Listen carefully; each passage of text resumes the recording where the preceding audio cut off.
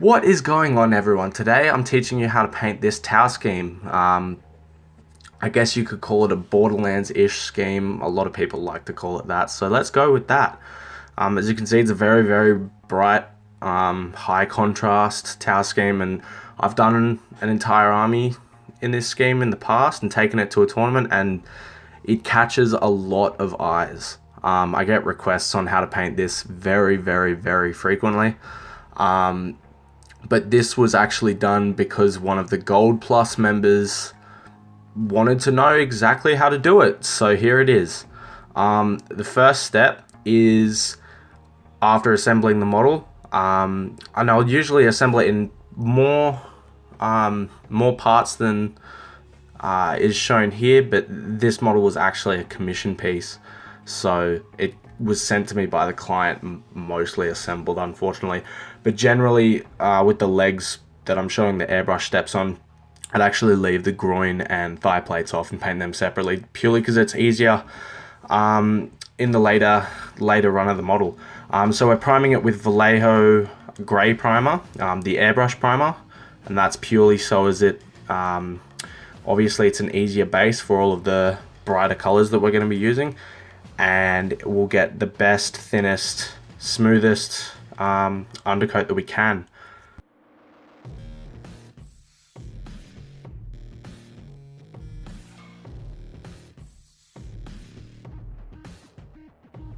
The next step, we're going to be base coating the entire model, or at least all of the orange armor plates, with Games Workshop's Troll Slayer Orange.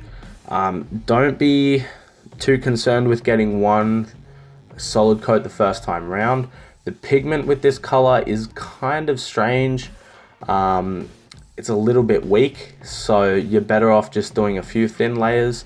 Just be careful not to thin the paint too much, because if you do make it a bit too liquidy, this color can pull very easily, and purely for the smooth finish of the armor plates, you don't want that to happen.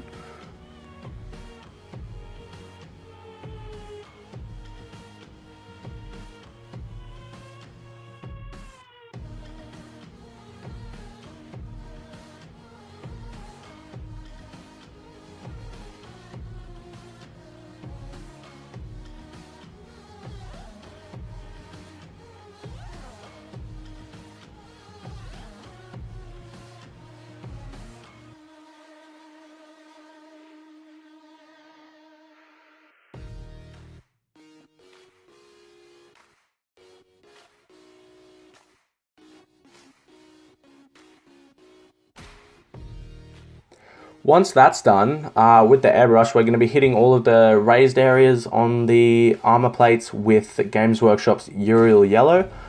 Be very careful when thinning this. I'd recommend definitely using airbrush thinner, not just water with this, because the pigment in this is very, very thick, and it's very easy to make this color kind of splatter through the airbrush. So play around, get your mixture right, and probably, I don't know, just spray against some card or a model that you just don't care about, a test piece, whatever, before you actually put it through the airbrush, because with these big flat streaking surfaces, you don't want splatter, because it'll be very, very, it'll be plainly obvious to see.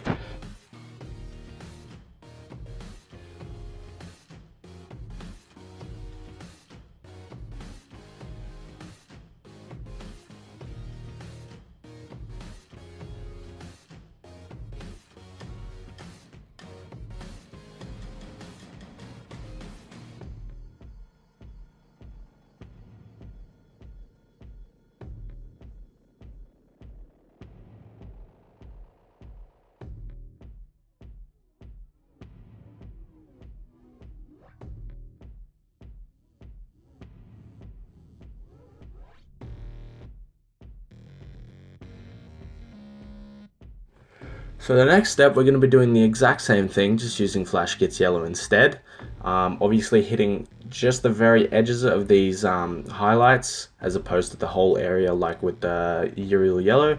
If you don't have Flash Gits, you can actually just get away with mixing some either white or an ivory with Uriel, and you'll get pretty much the same color.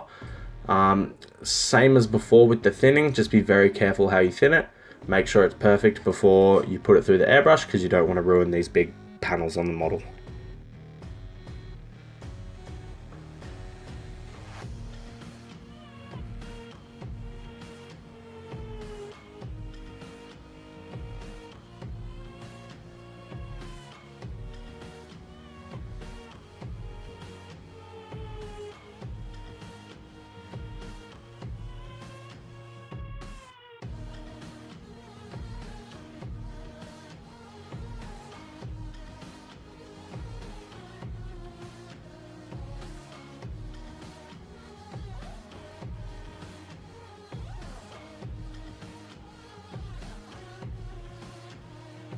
Now this step is probably the longest step on the entire model, so once you've finished this, it's pretty much home free. You want to just get Games Workshop's Agrax Earthshade, and with a fine detail brush, just fill in all of the cracks, panel lines, edges on the model. This will obviously give it a lot more depth and make some of the areas look a little bit worn. But it's mostly just to, fill in that detail and add a lot of depth to the orange.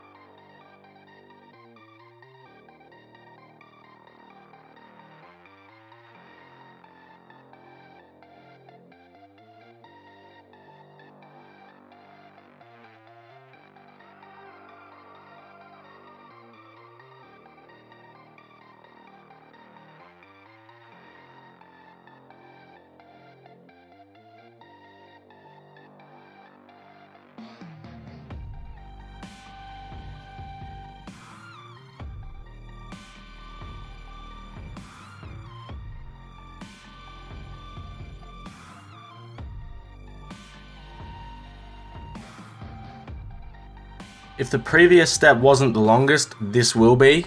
You just want to fill in all of the black areas that you see on the model, all of the metallic parts combining big armor plates.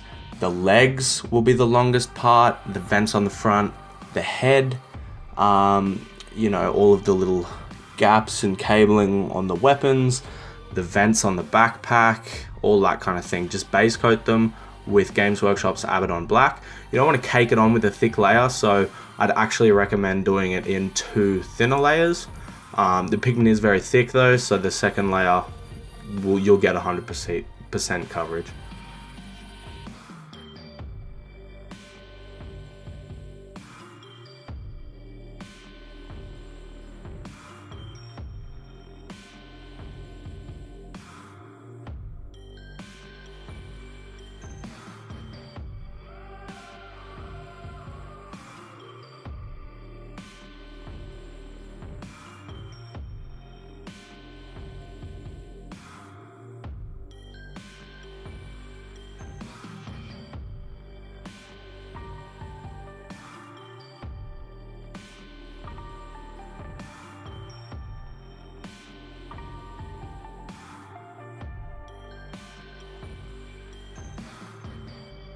With this step, you'll see what I mean about where it's better to leave some armor plates off for painting, namely the armor plates on the thighs and groin of this model.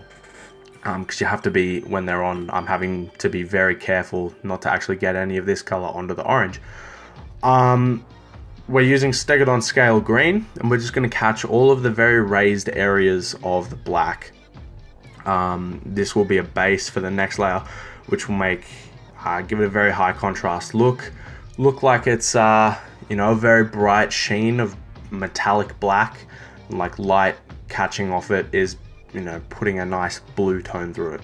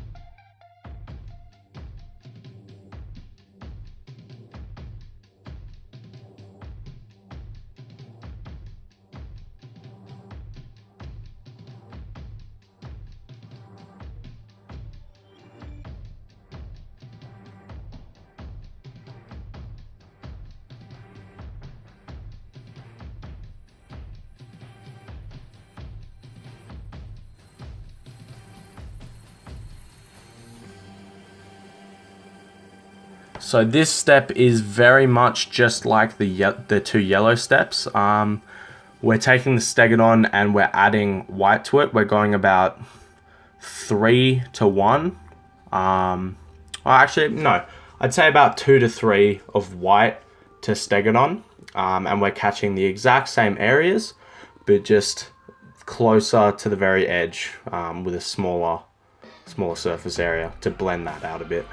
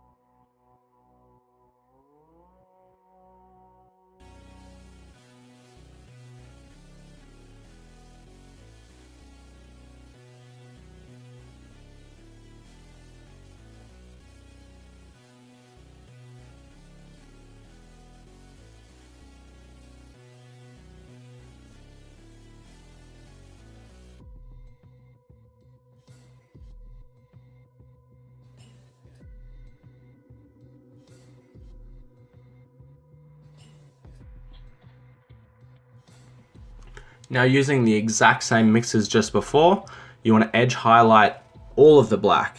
As you can see, I've already got a pre-mixed pot of this stuff because I use this for black very often. But once again, it's about 2 to 1 white to Stegodon.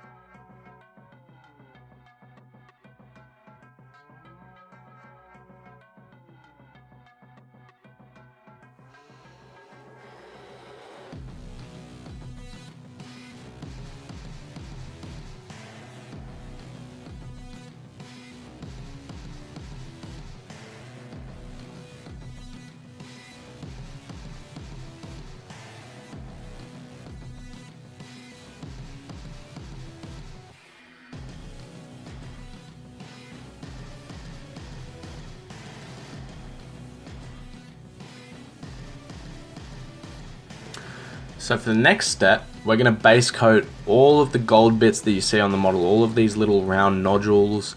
Yeah, really just the round nodules. Those are the only gold bits on the model.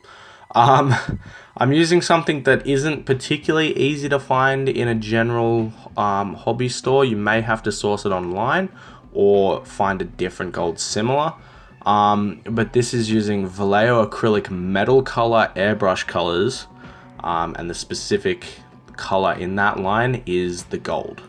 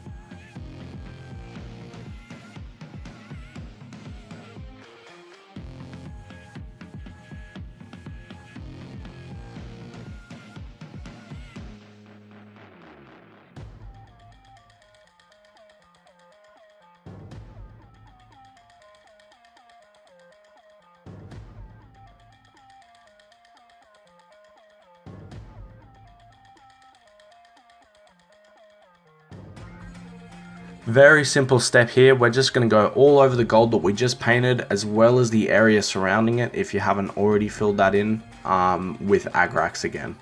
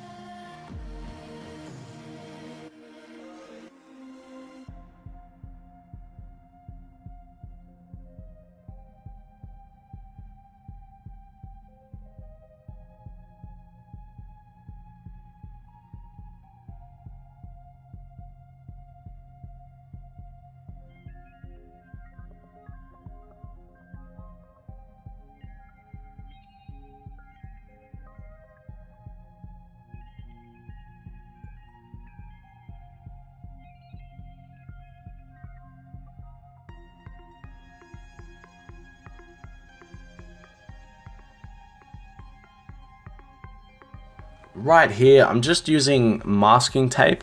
I'm using that to mask off some areas that we're going to airbrush for, you know, unit or squadron markings. And I'm going to be doing those specifically in a tan white.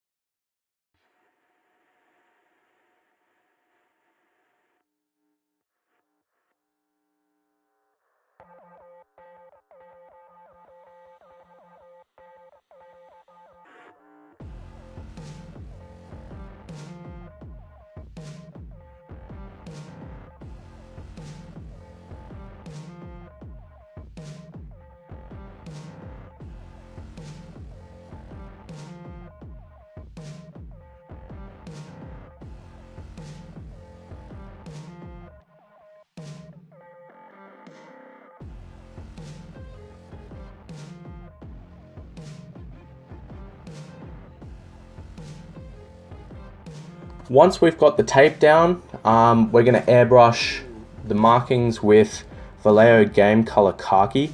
Now with the taping, make sure that you do it immaculately. Don't leave any gaps, you know, no space for any paint to leak through, because we are airbrushing it, so anywhere that air can flow, the paint will likely get pushed through and you'll get a little bit of overspray, which is obviously not desirable.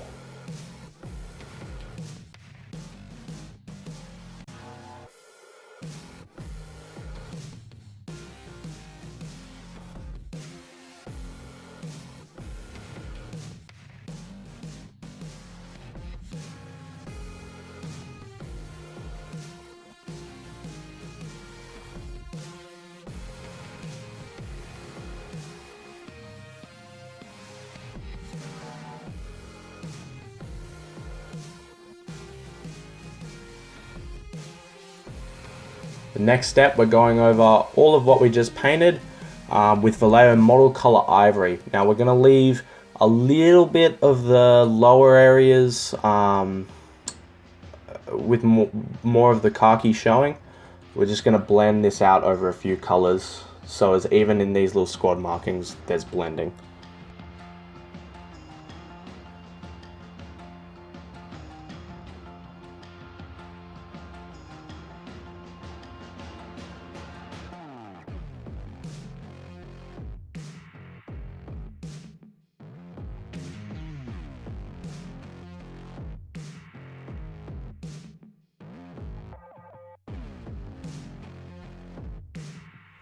And the final step for this is Vallejo Model Color White. Once again, doing the same with the khaki, blending it out. With this, you just want to hit the raised areas.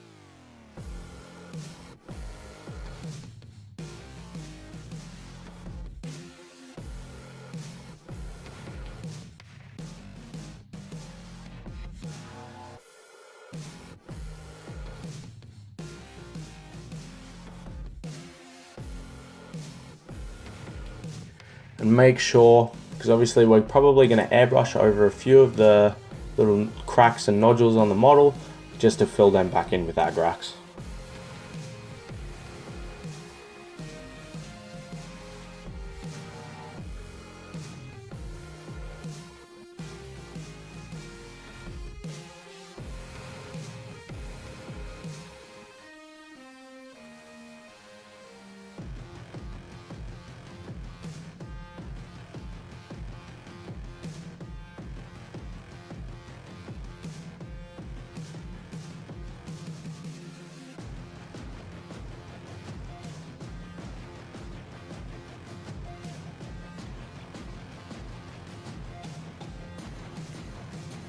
So now we're just going to go over all of the armor plates with Ural Yellow.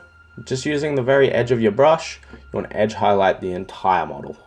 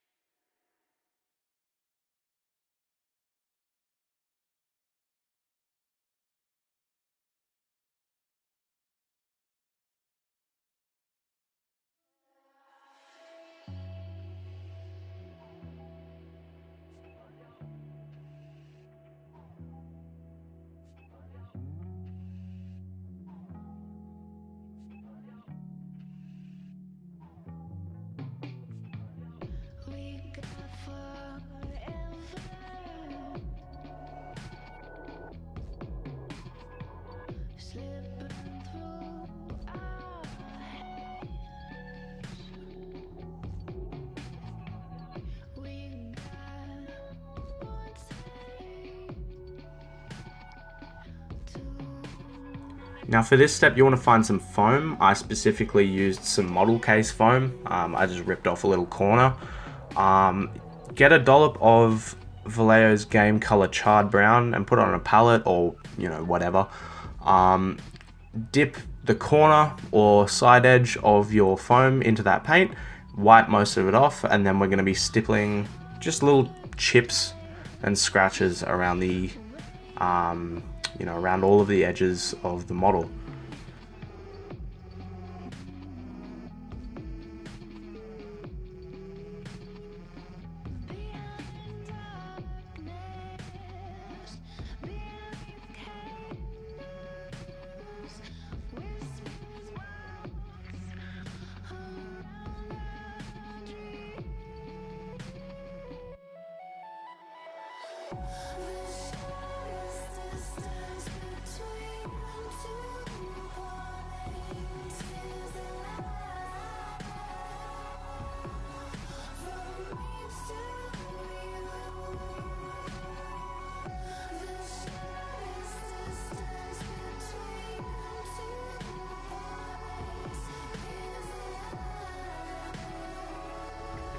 Now this is just for the missiles on the missile pods.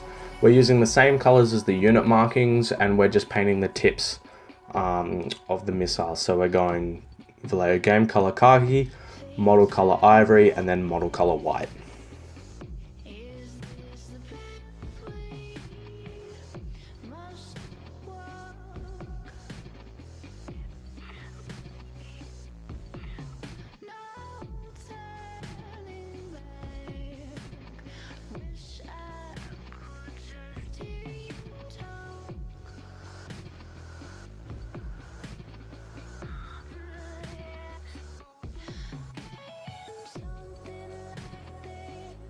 Now we're going to paint all of the little lenses on the model. So the three colors we're going to be doing that with is Vallejo's Game Color Hexed Lichen, then Vallejo's Game Color Warlord Purple, and then we're going to mix Warlord Purple with the model color Ivory. Unfortunately, didn't get to film the model color in Ivory because I'd zoomed the camera in so as you could get a better angle on this, but I stupidly leaned in front of it so it focused on me and the entire model was blurry.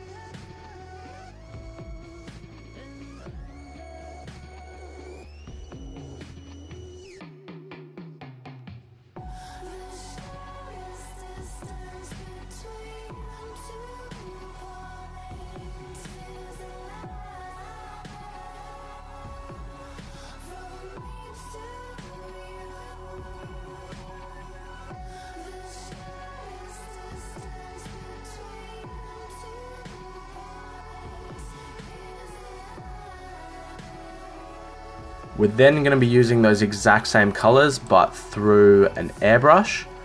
So the Hexed Lichen, Warlord Purple, and then Warlord Purple and Ivory.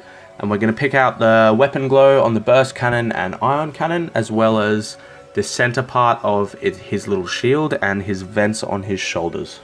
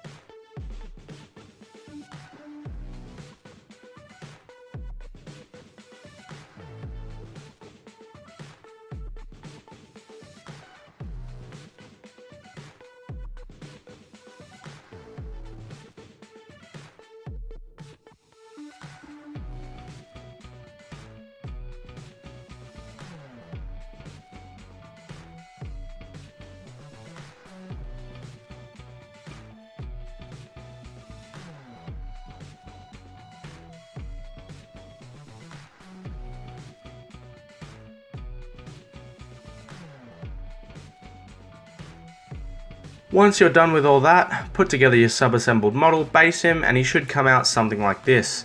Hopefully this answers some of your guys' questions about how to do this orange, how to do the black, you know, the process I take with Tau, because I pretty much do the same process just with different colors for different schemes. If you found it helpful, make sure to tell your friends about the Patreon, because the more people that follow me, the more videos I can make. At the moment, I'm living on commission painting, which obviously saps a lot of time from being able to make videos, which I'd rather do for you guys and help more people. But either way, hopefully this helps. I'll see you guys in the next video.